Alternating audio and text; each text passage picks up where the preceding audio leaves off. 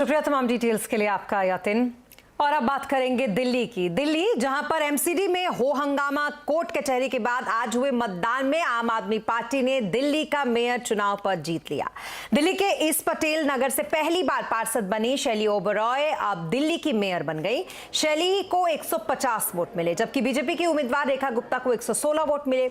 चुनाव जीतने के बाद शैली ओबरॉय ने कहा कि वो संविधान के हिसाब से हाउस का संचालन करेंगी। तो वहीं इस जीत से उत्साहित पार्षदों ने भारत माता के जय के नारे लगाए। तो वहीं दिल्ली के मुख्यमंत्री अरविंद केजरीवाल ने ट्वीट किया कि गुंडे हार गए, जनता जीत गई। दिल्ली नगर निगम में आज दिल्ली की जनता की जीत हुई है और गुंडागर्दी की हार हुई है। आप सांसद राघव चड्ढा ने भी कहा कि बीजेपी धांधली से चुनाव जीतना चाहती थी, लेकिन आखिरकार जनता जीत गई। आम आदमी पार्टी ने इस लड़ाई को सड़क से लेकर न्यायपालिका तक जाकर लड़ा, रोड से लेकर सड़क से लेकर संसद तक, सुप्रीम कोर्ट तक लड़ा और अल्टीमेटली विजय सत्य की हुई, विजय पढ़े लिखे ईमानदार आम आदमी पार्टी की हुई।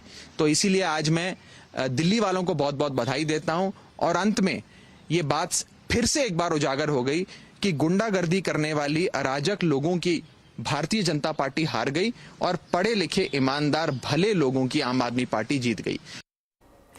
इधर आम आदमी पार्टी और केंद्र सरकार के बीच राजनीतिक टकराव का एक और मोर्चा खुल गया है। केंद्रीय गृह मंत्रालय ने सीबीआई को दिल्ली के उप मुख्यमंत्री मनीष सिसोदिया के खिलाफ जांच को हरी झंडी दे दी है। सीबीआई ने जनवरी में गृह मंत्रालय से मनीष सिसोदिया के खिलाफ एफआईआर दायर करने की इजाजत मांगी थी। सीबीआई का आरोप है कि दिल्ली सरकार की फीडबैक यूनिट का इस्तेमाल राजनीतिक जासूसी के लिए किया गया है।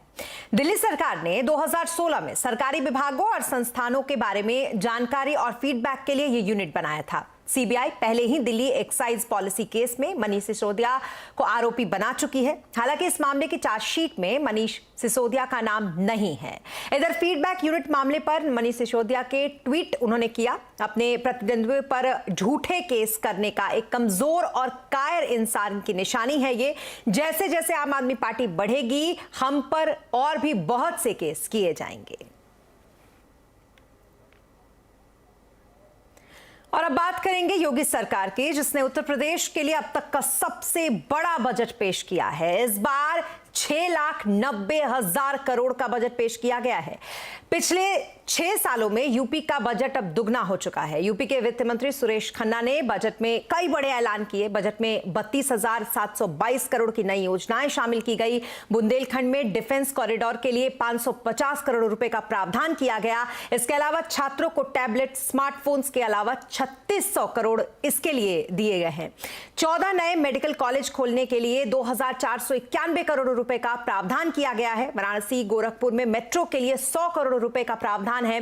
आवारा पशुओं की समस्या को खत्म करने के लिए 750 करोड़ रुपए का प्रावधान इस बजट में किया गया है। इसके अलावा 17,000 किसान पाठशालाएं खोली जाएंगी। पुलिस विभाग में आवासीय सुविधा के लिए 1,000 करोड़ रुपए का प्रावधान बजट में किया गया है। योगी सरकार प्रदेश में फार्मा पार्कों की स्थापना भी करेगी। इसका भी प्रावधान इस बार इस बजट में किया गया है।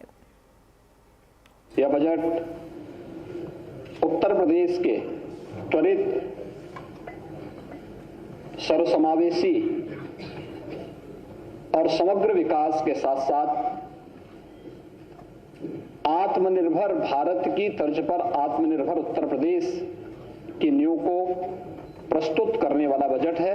आप देखेंगे पिछले 6 वर्ष के अंदर दुगने से अधिक की वृद्धि प्रदेश के बजट के लिए हुई है।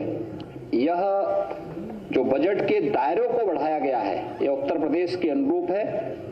यह डबल इंजन सरकार की अर्थव्यवस्था को विस्तार देने की प्रतिबद्धता को भी दर्शाता है। वहीं समाजवादी पार्टी के अध्यक्ष अखिलेश यादव ने योगी सरकार के बजट को दिशाहीन बताया। ये बजट दिशाहीन बजट दिखाई देता है और आज के जो समस्या हैं, न आज की समस्याओं का समाधान और न भविष्य के किसी फैसले को आगे ले जाने का कोई रास्ता दिखता है।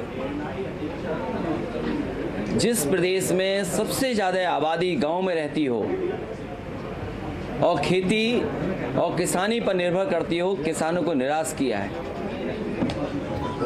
जहां नौजवान उम्मीद लगा करके लगातार इस बैठे कि रोजगार नौकरी का कुछ रास्ते खुलेंगे, नौजवानों को निराश किया है, महिलाओं को निराश किया है इस बजट ने।